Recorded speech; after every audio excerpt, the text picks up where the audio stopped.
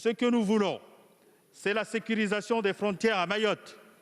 Ce que nous voulons, c'est la mobilisation pour reconduire vers le pays d'origine les hordes de gens qui n'ont pas à être là et qui terrorisent les populations régulières à Mayotte.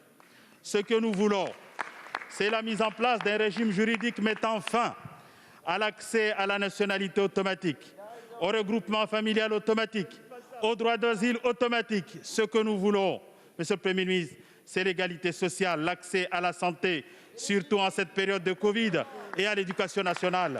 Ce que nous voulons, c'est des infrastructures de développement durable pour nous permettre de développer l'économie et l'emploi, pour construire toutes les mobilités locales dont nos compatriotes mahorais ont besoin. Bref, ce que nous voulons, c'est l'égalité des chances.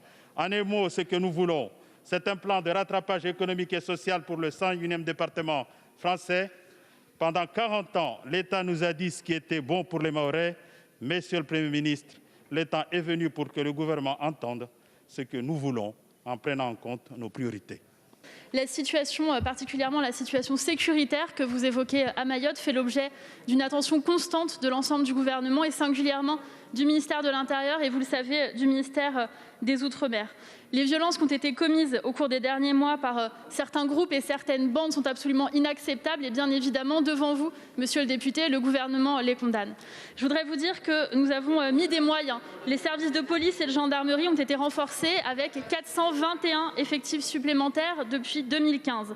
Et d'ailleurs, je voudrais saluer leur courage puisque le contexte pour eux est particulièrement difficile. Par ailleurs, sur l'autre question que vous évoquez, monsieur le député, et sur l'immigration clandestine, je voudrais rappeler qu'elle représente environ 30% de la population à Mayotte, avec les arrivées quotidiennes, notamment de Kwassa en provenance des Comores. Et donc, il y a aussi pour nous une nécessité de redonner des perspectives aux Mahorais, dont la moitié est mineure et dont 80% vivent sous le seuil de pauvreté. Mais en ce qui concerne l'immigration clandestine, vous savez que les services de l'État agissent. Et d'ailleurs, je voudrais partager avec vous le fait que dans le cadre de l'opération Shikandra, qui a été lancée en août 2019 par nos prédécesseurs, l'objectif des 29 000 interprétations a été tenu. Et d'ailleurs, la situation des reconduites à la frontière à Mayotte représente environ 50% des reconduites du territoire national. Donc vous voyez, monsieur le député, nous sommes à votre écoute, nous sommes à l'écoute des acteurs locaux et nous agissons en prenant en compte la spécificité du territoire de Mayotte.